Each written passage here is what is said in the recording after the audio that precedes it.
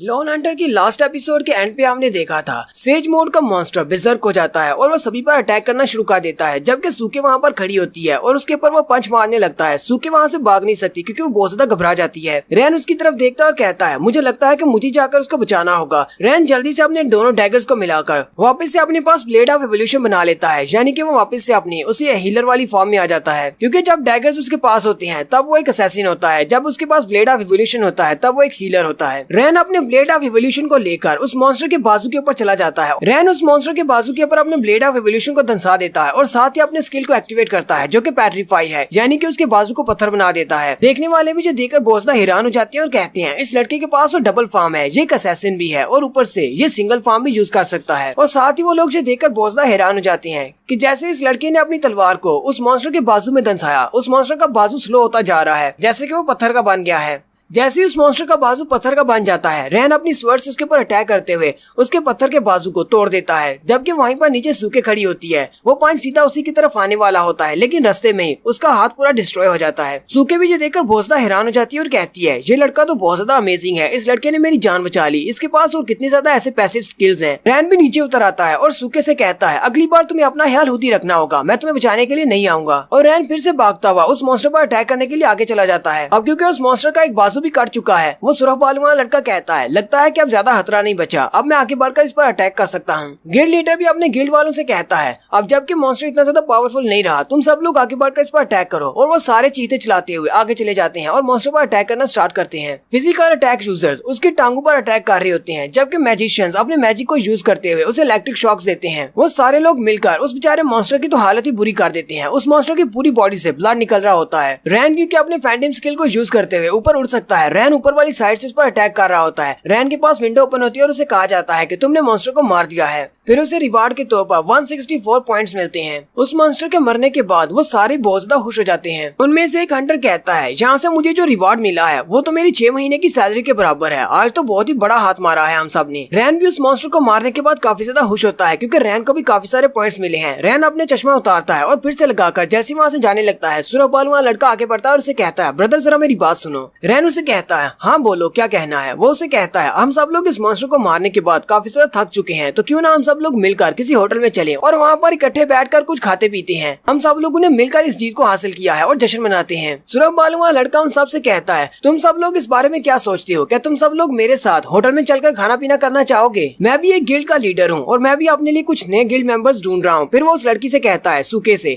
तुम भी बहुत ज्यादा अच्छी हो, तुमने आज बहुत ही अच्छी परफॉर्मेंस की है, क्या तुम मेरे गिल्ड को ज्वाइन करना चाहोगी? सूके आगे बढ़ती है और रैन से कहती है तुम्हारा बहुत बहुत शुक्रिया, तुमने आज मेरी जान बचा ली, मेरा नाम सूके है, तुम कौन हो? सूके अपना हाथ उसके सामने करते हुए कहती है प्लीज मेरे थैंक्स को एक्सेप्ट करो। रैन पहले तो उसकी बात सुनकर हैरान हो जाता है, फिर उसके साथ हाथ मिलाते हुए कहता है मेरा नाम सॉन्ग रैन है, तुमसे मिलकर काफी अच्छा लगा। रैन का नाम सुनते ही सूके बहुत ज्यादा गुस्सा हो जाती है और वो जल्दी से अपना हाथ उसके हाथ से छुड़वा लेती है और पीछे खींच लेती है। सूके उसे कहती है क्या तुम वही वाले ज़ेंग रैन हो जो कि एक नॉर्मल रैंक की डंजन के अंदर एक स्क्वाड के साथ गया था, जबकि बाकी के सारे लोग मारे गए, तुम अकेले ही उस डंजन के अंदर से बाहर निकले और बाहर आने के बाद तुमने हांग टू गिल्ड की एक लड़की लूमी को चैलेंज किया और उसे मार डाला। बाकी के हंटर्स भी ज़ेंग रैन का नाम सुनने के बाद काफी ज्यादा चौंक जाते हैं और कहते हैं ये वाला नाम तो सुना सुना लगता है कि ये वही लड़का है जिसने लूमी को चैलेंज किया था। ज़ॉम्बी भी अपने डाकी के साथ वहीं पर आ जाती है, पहले पता नहीं वो कहाँ पर थी। वो उसे आते ही कहती है तुम जहाँ पर हो मैं तुम्हें कब से ढूंढ रही हूँ, तुम्हारे इर्द गिर्द तो बहुत सारे लोग हैं, कहीं ऐसा तो नहीं कि इन सब लोगों ने फिर से तुम्हें देख लिया है और ये सारे तुम्हारे फैन हैं। सूके अपनी बिक्सी से कहती है बिक्सी जल्दी से अटैक मोड में चेंज हो जाओ। बिक्सी सूके के आर्डर सुनने के बाद जल्दी से एक रिवॉल्वर बन जाती है। सूके के इस वेपन का नाम डेथ रिवॉल्वर होता है। सूके अपने रिवॉल्वर को रैन के सामने करते हुए कहती है चलो जल्दी से अपने ग्लासेस और हैट को उतार दो और मुझे दिखाओ क्या तुम वाकई में वही ज़ेंग रैन हो या नहीं। रैन थोड़ी देर के लिए हैरान हो जाता है। रैन को कुछ भी समझ नहीं आ रही होती कि आखिर ये लड़की चाहती क्या है, इसने उसके सामने अपनी गन को क्यों तान लिया है। ज़ॉम्बी भी जल्दी से अपनी छड़ी को निकाल लेती है और कहती है तुम्हें क्या हो गया, लगता है कि तुम पागल हो गई हो। सूके ज़ॉम्बी से कहती है पीछे ही रहो, अगर तुम आगे बढ़ी तो मैं इस लड़के के सर में एक बड़ा सा होल कर दूंगी। बाकी के सारे हंटर्स भी उस तरफ देखना शुरू कर देते हैं और कहते हैं जरा उस तरफ देखो, उस लड़की ने एक लड़के के ऊपर गन तानी हुई है, ये लड़का तो वही है जिसने यहाँ पर इस मॉन्स्टर को मारने में हमारी बहुत ज्यादा हेल्प की है। फिर उस लड़की ने उसके ऊपर गन क्यों तानी हुई है, चलो चलकर देखते हैं। लगता है कि लड़की पागल हो चुकी है, वो नॉर्मल नहीं लग रही, चलो वहाँ पर चल के देखते हैं। वो सारे हंटर्स जैसे ही सूके को रोकने के लिए आगे बढ़ने लगते हैं, वो उन सबसे चिल्लाकर कहती है सभी लोग पीछे रहो, अगर तुम सब लोग आगे बढ़े तो मैं इस लड़के के सर में एक बड़ा सा छेद कर दूंगी। जाएगी। रैन उसे कहता है अच्छा ठीक है, मैं अपनी हैट को उतार देता हूँ, तुम्हें गुस्सा करने की जरूरत नहीं है। रैन अपनी हैट को भी उतार देता है और साथ ही अपना चश्मा भी उतार देता है। सूकी उसका असली वाला चेहरा देखने के बाद और भी ज्यादा गुस्सा हो जाती है और कहती है तो तुम वाकई में वही हो, तुम ही ज़ेंग रैन हो। सूकी रैन से कहती है चलो अब जल्दी से बताओ डंजन के अंदर ऐसा क्या हुआ था, मेरा भाई तुम्हारे साथ डंजन में गया था, तुम वहाँ से जिंदा वापस आए लेकिन मेरा भाई जिंदा नहीं आया। वो दोबारा से चिल्लाकर उसे कहती है चलो जल्दी से बोलना शुरू करो, वहाँ पर क्या हुआ था। रैन कहता है ये नाम सुना सुना लगता है कि मैंने इसके भाई का नाम पहले सुना है। उसी वक्त उसे याद आता है इसका भाई तो वही लड़का है जो कि सबसे पहले अपने बड़े से कुल्हाड़ी को लेकर हिडन बॉस को मारने के लिए आगे बढ़ा था और वही सबसे पहले हिडन बॉस के हाथों से मारा गया था। रैन उसकी तरफ देखकर सोच रहा होता है इतनी रेंज से अगर ये मुझ पर अटैक करती है तो मेरे पास बचने का कोई चांस नहीं है। अगर मैं अपने फैंटम स्किल को भी यूज करता हूँ तो वो भी थोड़ी देर के लिए रहेगा, मुझे नहीं पता कि ये लड़की कब शूट करेगी। लेकिन मुझे इस बात की समझ नहीं आ रही कि मैं इसके सवाल का जवाब कैसे दूं। हालांकि मैंने उन सबको वहाँ पर मरते हुए देखा है, वो सारे के सारे हिडन बॉस के हाथों से मारे गए हैं, उनमें से ज्यादातर तो मुझे बचाते हुए मारे गए। लेकिन लास्ट पर मैंने उस हिडन बॉस को मार डाला और उन सब लोगों की मौत का बदला ले लिया। लेकिन मैं इस बात को इस लड़की को कैसे एक्सप्लेन कर सकता हूँ कि इसका भाई वहाँ पर मारा गया। रैन अपने आप में सोच रहा होता है अब मैं क्या करूँ, मैं तो एक बड़ी मुश्किल में पड़ गया हूँ, क्या मुझे इसे बता देना चाहिए या फिर नहीं। क्या मैं इसे ये बताऊँ कि वो सारे लोग मेरी वजह से मारे गए हैं, हालांकि वो सब लोग मुझे वहाँ पर प्रोटेक्ट कर रहे थे। अगर मैं उनके साथ वहाँ पर नहीं होता, क्योंकि मैं एक कर्स्ड हीलर हूँ यानी कि एक श्रापित हीलर हूँ, मेरी वजह से वो सब लोग बहुत ज्यादा स्लो हो गए। हम लोग वहाँ से वापस आ रहे थे, अगर हम लोग वहाँ पर नहीं रुकते, उस मॉन्स्टर के साथ फाइट नहीं करते तो सारे लोग खुशी खुशी वापस घर आ जाते। रैन सूके से कहता है सूके मुझे माफ कर दो, तुम्हारा भाई उस डंजन के अंदर मारा गया लेकिन ये सारी मेरी गलती नहीं थी। हालांकि मैं भी वहीं पर था, उस मॉन्स्टर का मेरे साथ भी सामना हुआ था, लेकिन मैं तुम्हें सारी बात नहीं बता सकता। सूके आगे से रोना शुरू कर देती है और उसे कहती है मेरा भाई मुझे वापस दो, और साथ ही वो अपनी गन को उसके सामने करते हुए ट्रिगर को दबा देती है। वहाँ पर जबरदस्त गन की आवाज आती है यानी कि गोली चलने की आवाज आती है।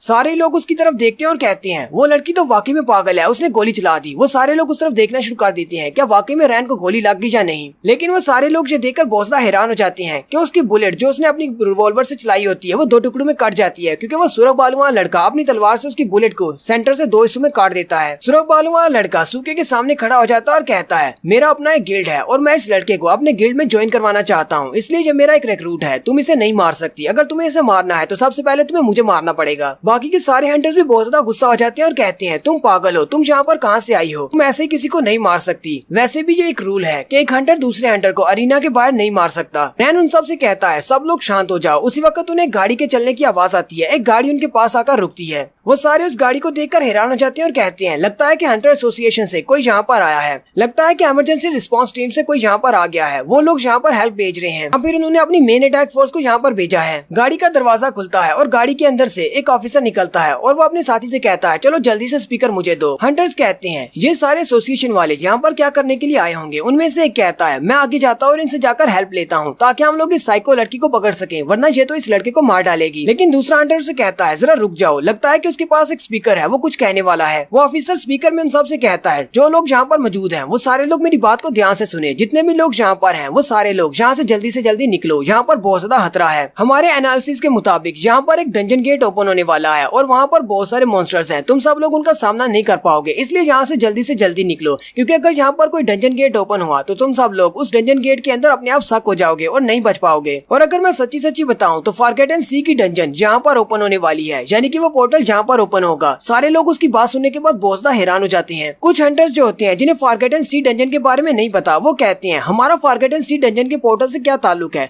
हमने अभी भी एक मॉन्स्टर को मारा है, हम लोग तो वैसे भी यहाँ से चले जाएंगे, कोई पोर्टल यहाँ पर ओपन होता है तो उसे ओपन होने दो। अरे इस सारे ऐलान का हमसे क्या ताल्लुक है। उनका गिल्ड लीडर चिल्लाकर उन सब से कहता है तुम सब लोग बहुत बड़े बेवकूफ हो, चलो जल्दी से यहाँ से निकलो, तुम्हें फॉरगेटन सी वाली डंजन के बारे में नहीं पता, क्योंकि अगर यहाँ पर कोई पोर्टल ओपन होता है तो इसका मतलब इसके इर्द गिर्द जितनी भी चीजें हैं वो सारी उस पोर्टल के अंदर चली जाएंगी। साथ ही उस मॉन्स्टर को दिखाते हैं, वो अपना हाथ ऊपर की तरफ उठाता है और अपनी चेस्ट में डालकर अपने आप को मार डालता है। और साथ ही सी ऑफ फॉरगेटन के बॉस मॉन्स्टर को भी दिखाते हैं जो कि अपनी डंजन के अंदर बैठा होता है। उसकी आंखों की तरफ दिखाते हैं, वो अपनी आंखें खोलता है और एक पोर्टल को एक्टिवेट करता है। हंटर एसोसिएशन वाले जो लोग जहाँ पर आए थे वो भी ये देखकर बहुत ज्यादा हैरान हो जाते हैं और कहते हैं आखिर ये मॉन्स्टर क्या कर रहा है, ये तो थोड़ी देर पहले मर चुका था।